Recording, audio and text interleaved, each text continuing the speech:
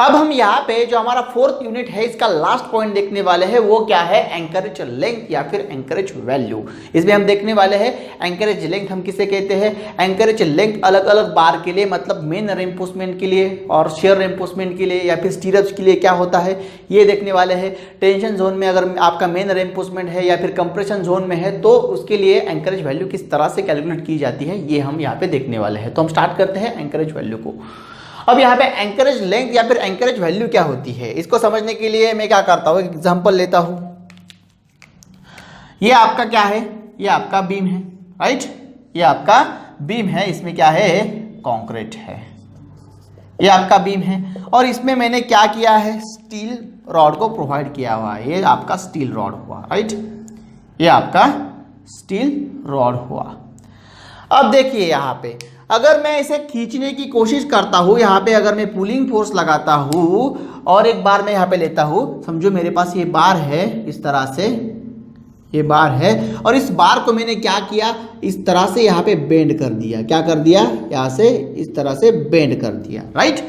अब दो बार मेरे पास है, एक है स्ट्रेट बार और एक जो है एट द एंड मैंने इसको बेंड किया हुआ है, तो ये आपका बेंड बार हो गया, राइट। ये बेंड बार नहीं है, यहाँ पे मैंने एट द एंड इसको बेंड किया है।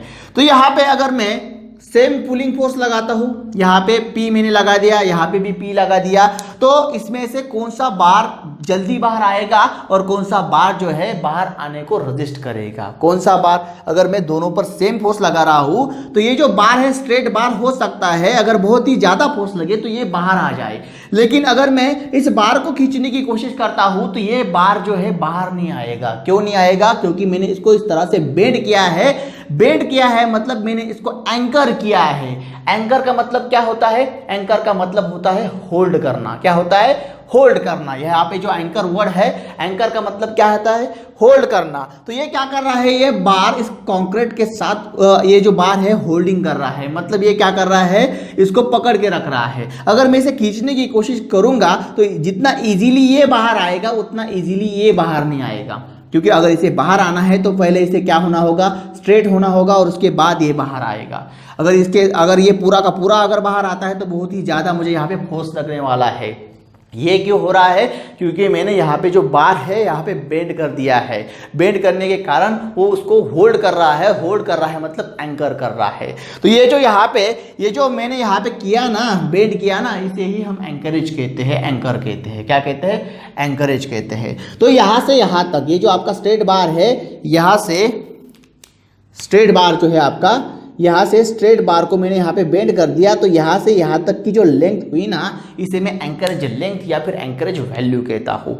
एंकरेज लेंथ मतलब क्या हुई, जो आपका बार है उस बार के एंड पे जो मैं बेंड कर रहा हूँ ना, वो जो इतनी बेंडिंग की लेंथ है ना, वो बेंडिंग की लेंथ मतलब आपकी एंकरेज वैल्यू हुई या फिर एंकरेज लेंथ हुई। मैं उसे क्यों एंकरेज वैल्यू कह रहा हूँ, क्योंकि वो एंकर करने का काम कर रही है, होल्ड करने का काम कर रही है, इसलिए मैं उसे एंकरेज लेंथ या फिर एंकरेज वैल्यू कहता हूँ। तो ये आपका क्या हो गया, एंकरेज लेंथ हो गया। अब इसे हम और अच्छे से समझेंगे। यहां पे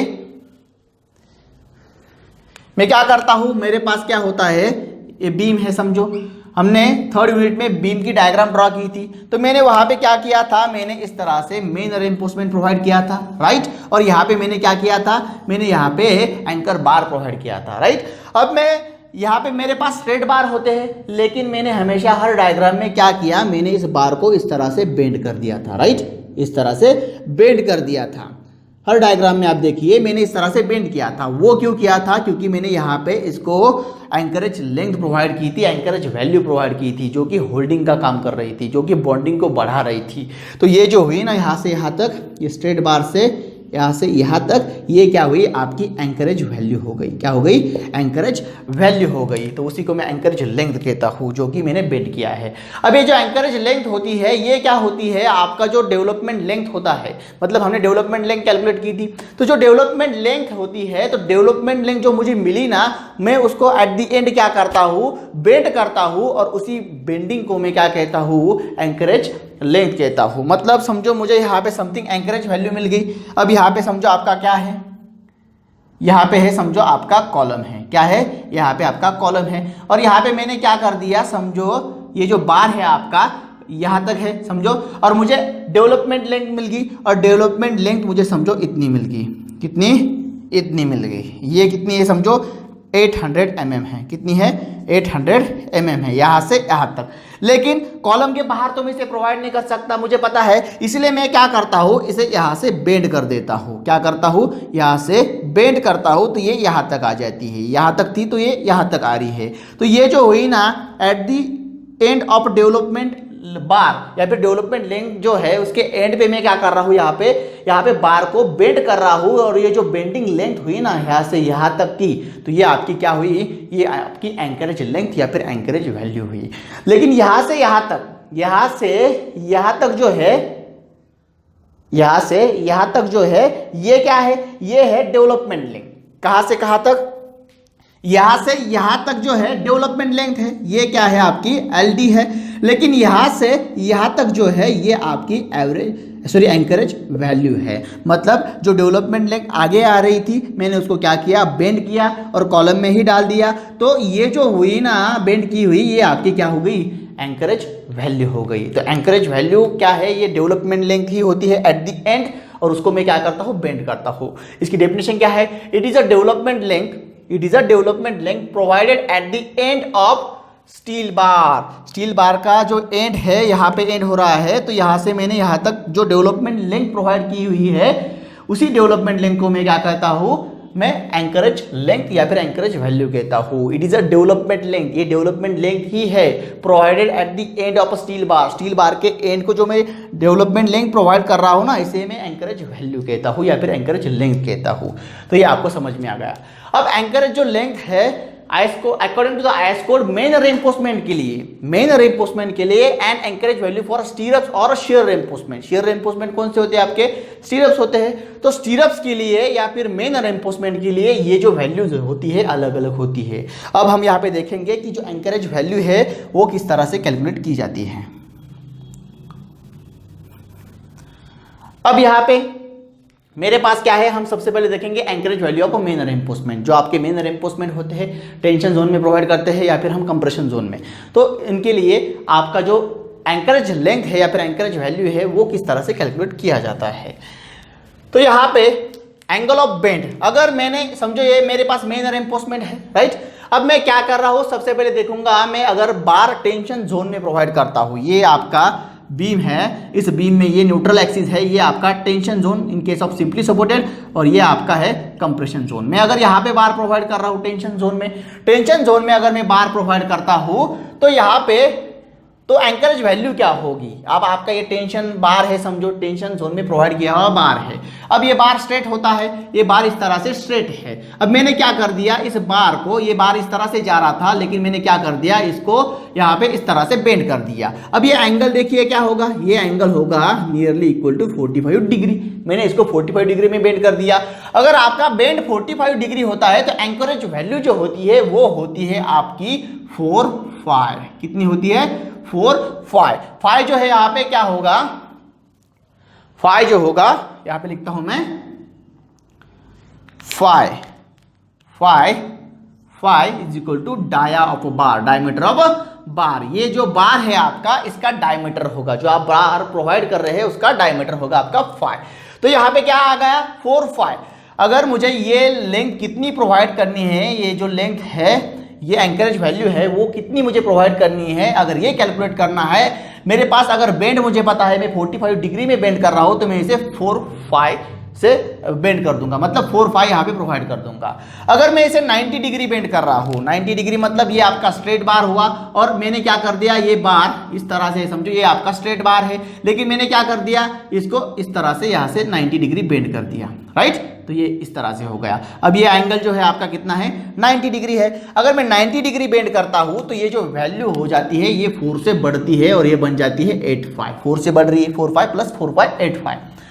अब यहाँ पे अगर मैं 135 डिग्री बेंड करता हूं, मतलब ये आपका स्ट्रेट बार हुआ, यहाँ पे ये आपका स्ट्रेट बार हुआ। अब ये आगे जा रहा था, मैंने इसको क्या कर दिया, इस तरह से बेंड कर दिया। अब ये जो एंगल हुआ ये कितना होगा, 90 प्लस 45 मतलब 135 डिग्री होगा, राइट। ये मुझे 135 डिग्री नजर आ रहा है। तो यहाँ पे ये 135 डिग्री अगर मैं बेंड करता हूँ तो इसके लिए जो वैल्यू होती है according to the I square वो होती है 12 पाई।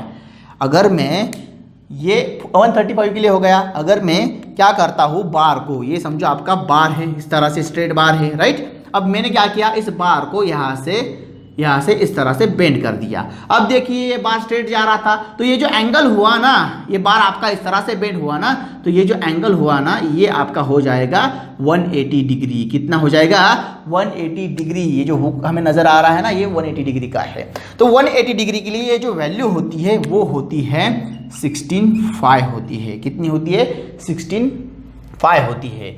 तो यहाँ पे अगर आपको ऑनलाइन एग्जाम होती है आपकी, तो वहाँ पे आपको क्वेश्चन हो सकता है for 90 degree bend the anchorage value is, किसके लिए, 90 डिग्री लिए। ऑप्शन हो गए 4 5 8 5 12 5 16 5, तो क्या होगा 8 5। आपको क्वेश्चन हो सकता है कि for 135 degree bend anchorage value is कितनी होगी, 12 5। इस तरह से आपको क्वेश्चन दिखाई दे सकते हैं।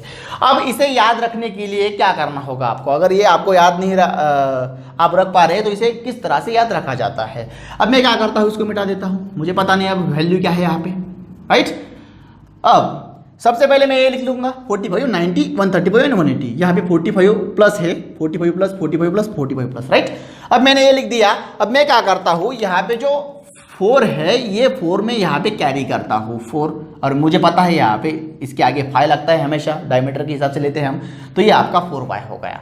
अब जैसे मैं 45 डिग्री बढ़ाता हूँ तो मैं इसको भी 4 से बढ़ाऊंगा, मतलब यहाँ पे मैंने 45 प्लस किया तो यहाँ पे मैं 4 प्लस करूंगा।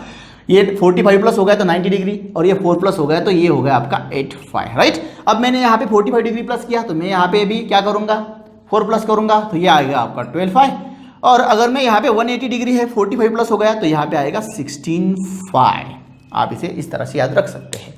अब एंकरेज इन कंप्रेशन जोन क्या है, अब यहाँ पे मैंने एंकरेज इन टेंशन जोन, मतलब अगर मैं ये जो बार है कहाँ पे प्रोवाइड कर रहा हूँ, टेंशन जोन में, तो इस तरह से लेना। अगर मैं बार कंप्रेशन जोन में, यहाँ पे मैंने डायग्राम ड्रॉ की थी, जो आपका अपर पार्ट था वो कंप्रेशन जोन था। अगर मैं यहाँ पे बार प्रोवाइड करता हूँ, कहाँ पे, ये समझो आपका टेंशन जोन, ये है आपका कंप्रेशन जोन, और कंप्रेशन जोन में मैं क्या कर रहा हूँ, बार प्रोवाइड कर रहा हूँ, तो एंकरेज वैल्यू क्या होगी। तो यहाँ पे फॉर कंप्रेशन जोन के लिए एंकरेज वैल्यू जो होगी वो होगी LD, किसके बराबर होगी, LD इन कंप्रेशन, मतलब जो आपका बार कंप्रेशन में है, जो कंप्रेशन में मुझे LD मिलती है, डेवलपमेंट लेंथ मिलती है, उसके बराबर ही होगा आपका एंकरेज वैल्यू। तो ये आपको क्वेश्चन हो सकता है इन ऑनलाइन एग्जाम या फिर गवर्नमेंट एग्जाम में, क्या anchorage value is equal to क्या होगी, anchorage value for a steel bar in a compression zone, तो क्या होगी, anchorage value is equal to LD in compression होगी।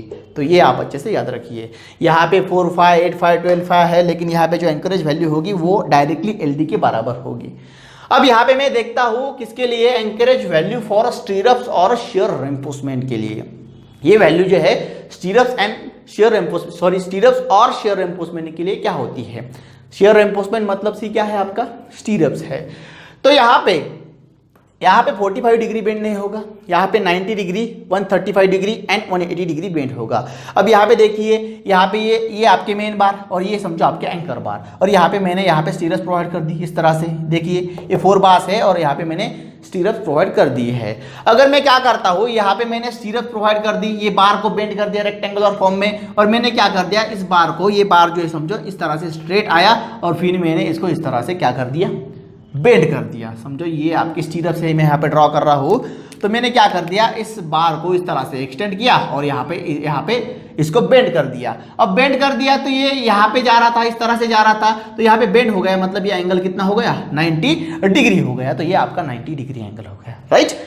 इस तरह से अगर मैं क्या करता हूँ, ये जो बार है आपका, इसे मैं बेंड कर रहा हूँ, अगर ये इस तरह से जाता है, फिर मैं इसको इस तरह से बेंड करता हूँ। देखिए मैंने इसको इस तरह से बेंड किया और इसको इस तरह से बेंड कर दिया। अब यहाँ पे ये जा रहा था स्ट्रेट, राइट। अब ये जो एंगल है इतना, ये कितना है, ये है आपका 90 डिग्री, लेकिन फिर मैंने इसको 45 डिग्री और प्लस कर दिया। ये आपका 90 डिग्री और ये आपका 45 डिग्री, तो कितना हो रहा है, 90 प्लस 45 135 डिग्री हो रहा है।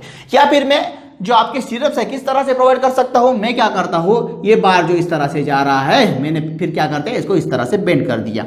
अब इसका जो एंगल है वो कितना बनेगा, यहाँ से यहाँ तक अगर मैं एंगल लेता हूँ मतलब ये आपका 180 डिग्री हो गया। क्या हो गया, 180 डिग्री हो गया। तो इसके लिए एंकरेज वैल्यू क्या होगी ये देखेंगे हम। तो अगर मैं 90 डिग्री बेंड करता हूँ स्टीरप्स को तो यहाँ पे जो वैल्यू होगी वो सेम होगी, यहाँ पे जो है 90 डिग्री कितनी है 8.5, तो यहाँ पे आएगी 8.5। उसके बाद 135 डिग्री के लिए ये वैल्यू होगी 6.5, कितनी होगी 6.5, और यहाँ पे 180 के लिए ये होगी 4.5।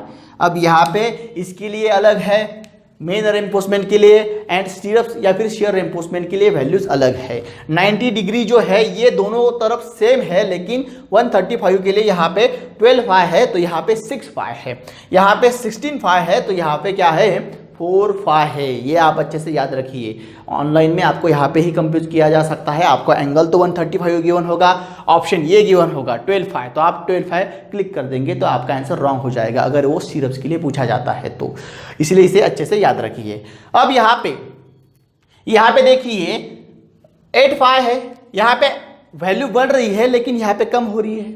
देखिए यहाँ पे 90 डिग्री को 8.5 कर दिया, यहाँ पे 6.5 और यहाँ पे 4.5। अब ऐसा क्यों किया गया, कम क्यों किया गया, तो यहाँ पे मुझे यहाँ पे नजर आता है, समझो मैंने क्या कर दिया, इस बार को इस स्टीरप्स को मैंने यहाँ पे पुलिंग फोर्स लगा दिया। क्या कर दिया, पुलिंग फोर्स लगा दिया। अगर यहाँ पे पुलिंग फोर्स लगा रहा हूँ मैं, अब क्या होगा, ये जो बार है यहाँ से स्ट्रेट हो जाएगा जल्दी ही और ये स्टीरप्स निकल जाएगी आपकी। लेकिन अगर मैं बात करता हूँ यहाँ पे, तो यहाँ पे अगर मैं यहाँ पे सेम पुलिंग फोर्स लगाता हूँ जितना यहाँ पे लगाया था, तो ये जो बार है ये इजीली, जो स्टीरप्स है इजीली रिमूव नहीं होगी। क्यों, क्योंकि यहाँ पे ये जो एंकरेज है ये इससे ज़्यादा इफेक्टिव होता है। ये जो मैंने यहाँ पे एंकरेज प्रोवाइड किया है ना 180 डिग्री वाला, ये 90 डिग्री से ज़्यादा इफेक्टिव होता है। इसीलिए अगर यहाँ पे मैं कम भी वैल्यू रखूँ तो ये इफेक्टिवली काम करेगा। लेकिन अगर यहाँ पे मैं कम करता हूँ इस तरह से तो ये बहुत ही जल्दी निकल आएगा। इसलिए मैं क्या करता हूँ, इसको बढ़ा लेता हूँ और 8.5 कर देता हूँ, इसलिए ये वैल्यू कम है और ये ज़्यादा है। अब इसे याद रखने के लिए क्या है मेरे पास, यहाँ पे 90 डिग्री के लिए कितना है 8.5, तो मैं 90 डिग्री के लिए 8.5 लिख दूंगा, राइट। उसके बाद 135 180 45 से बढ़ा लिया। अब मैं इसको क्या करूंगा, 2 से कम करूंगा और यहाँ पे 2 से कम करूंगा, तो यहाँ पे ये जो है एंकरेज वैल्यू फॉर स्टीरप्स और शेयर रेइंफोर्समेंट हो जाएगी। यहाँ पे जो है हमारा जो चैप्टर है एंड हो जाता है। इसके बाद हम हमारा नेक्स्ट चैप्टर देखने वाले हैं, नेक्स्ट यूनिट देखने वाले हैं। आज के लिए इतना ही, धन्यवाद।